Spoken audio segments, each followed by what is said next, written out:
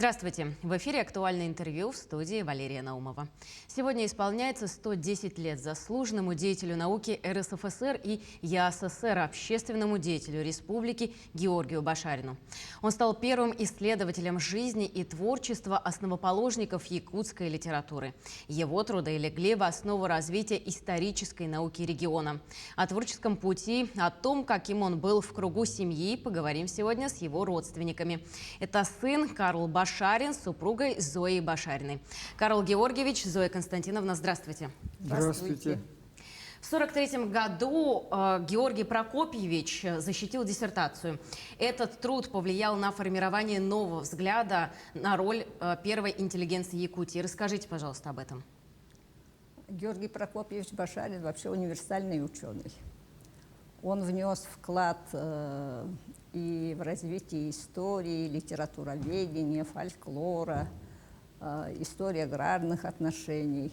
И в 1942 году он впервые на научной конференции поднял вопрос о том, чтобы реабилитировать именно основоположников якутской литературы, реалистов, писателей, классиков якутской литературы Алексея Елисеевича Кулаковского, Анимпадиста Ивановича Сафронова, Лампа и Николая Денисовича Неустроева, незаслуженно обвиненных в буржуазном национализме и вычеркнутых из истории якутской литературы, вообще якутской культуры в 30-х годах. И дело в том, что вот на этой конференции сразу же вот его предложение приняли в штыки вот со стороны власти обкома партии. И в 1943 году был специальный указ издан о том, чтобы запретить Башарину поднимать этот вопрос о реабилитации имен классиков якутской литературы, национальных, обвиненных в буржуазном национализме.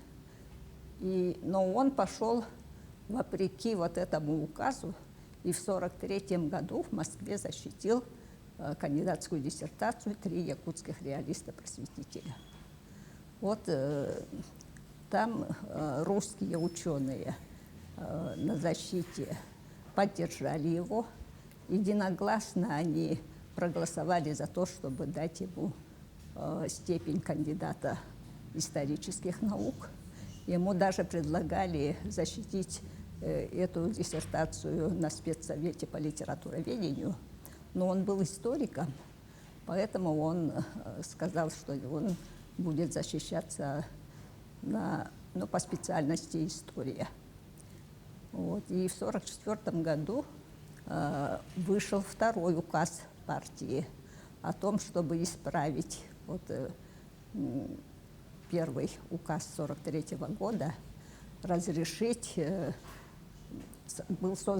была создана комиссия по изучению творчества классиков якутской литературы, и там же предложили его диссертацию издать в виде монографии. И в 1944 году была издана в Якутске монография «Три якутских реалиста-просветителя». Также Георгий Прокопьевич многое сделал в области аграрных отношений в Якутии. Расскажите об этом. Да, действительно, он очень скрупулезно изучал историю аграрных отношений. Земледелие, животноводство, овощеводство. Он объездил все районы нашей необъятной Якутии, изучая этот вопрос. И написал очень хорошую монографию «История аграрных отношений», которая по решению 14-го Международного конгресса историков была единогласно голосованием, предложение внесли. Эту монографию на вечное хранение в Рим, в библиотеку Рима послать, и поэтому столетний юбилей Георгия Прокопьевича был отмечен в штаб-квартире ЮНЕСКО 21 марта 2000 2012 года мы вот с супругой там нас пригласили. Вот, и спасибо университету Евгении Исаевне, которая оплатила нам проезд туда-сюда. И вот там я выступил на этом заседании, рассказал о вкладе отца и подарил 9 его книг. Вот. Поэтому он говорил, чтобы в улусах занимались овощеводством, картофелеводством, капусту сажали везде. Он говорил о том, что в Якутии все растет, везде, даже на Крайнем Севере и так далее. Это теория оптимизма географического была, впервые им провозглашена. Вот. Поэтому его вклад в это дело очень большой вклад. Во все отрасли, животноводство и так далее. После сталинских репрессий Георгий Прокопьевич вернулся к исследовательской деятельности. Он создал научную школу историков. Давайте поговорим об этом. Он создал научную школу историков. Это был первый кружок вообще в пединституте, во всем пединституте. В этот кружок ходили все студенты из разных отделений. Так? И, значит, он руководил этим кружком 40 лет. Из этого кружка вышли доктора наук, кандидаты наук, так, примерно 70 человек. Это очень большая школа, и сейчас его ученики стали докторами, кандидатами наук, академиками и продолжают его дело. Значит, я всегда наблюдал за ним, он уходил утром рано и приходил очень поздно. Почему? Потому что после занятий он занимался кружковой работой, учил студентов анализировать материалы, так, заслушивать доклады, выступать. И вот таким образом он создал эту школу. Классическая школа, его ученики вот всю жизнь его благодарят за это дело. Так, написали, это Горохов Семен Николаевич, вот написал, кандидат наук, написал статью в иностранном журнале вот, о его жизни и деятельности.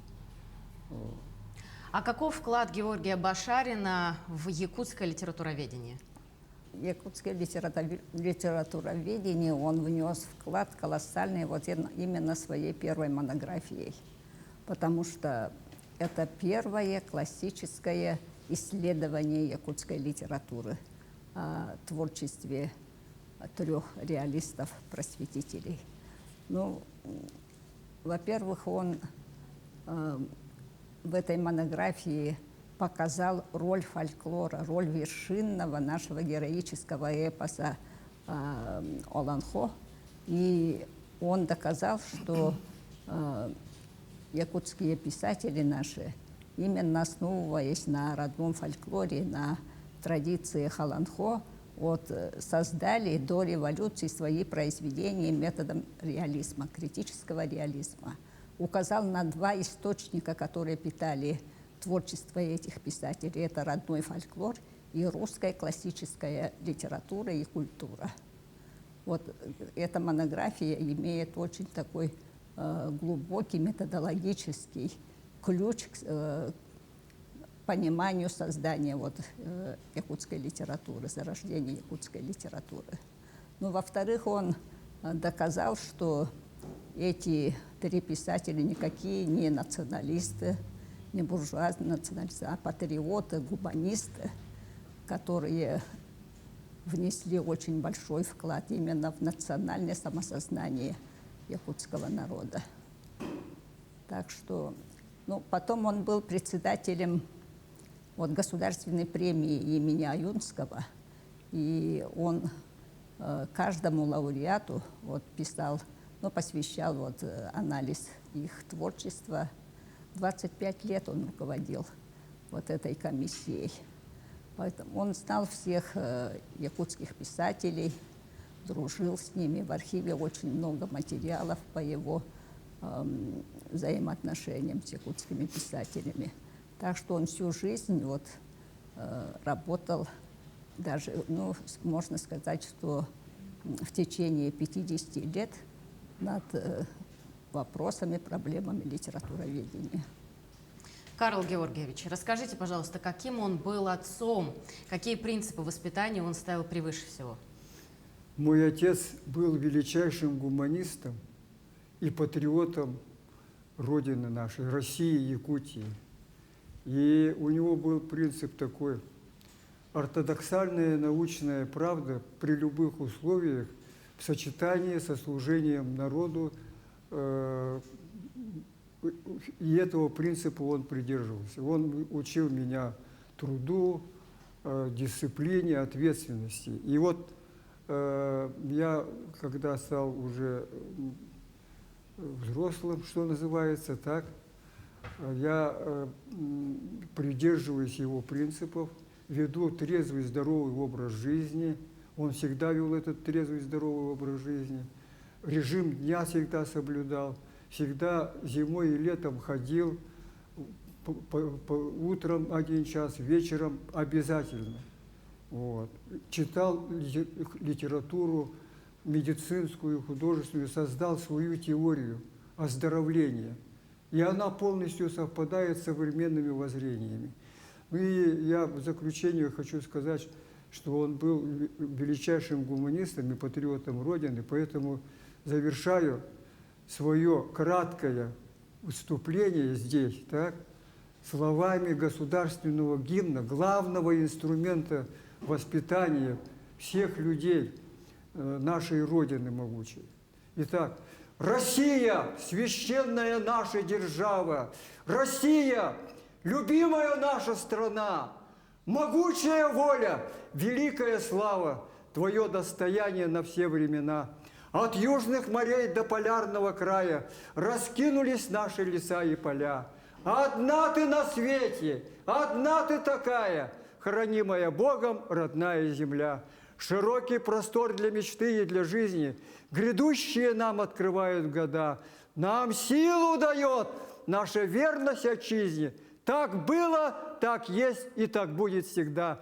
Славься, Отечество наше свободное, братских народов союз вековой, предками данная, мудрость народная, славься, страна, мы гордимся тобой.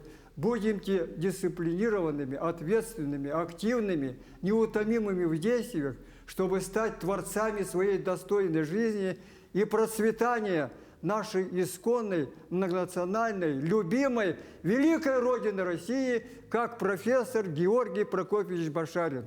Да здравствует Россия, да здравствует Якутия! Спасибо. Ну, позвольте, я задам вам последний вопрос в завершении нашей беседы. Расскажите, как увековечена память Георгия Башарина у нас в республике? Очень хорошо. Во-первых, поставлен надгробный памятник, затем, значит, музей имени профессора Башарина науки в Институте гуманитарных исследований названа улица. Школа, Сыланская средняя школа Чурапчинского улуса имени профессора Башарина, она входит в 100 лучших школ России. И там мною создана академия, малая академия, которая, значит, подготовит врачей, медицинских работников. Более 120 человек уже стали врачами и работают там очень хорошо.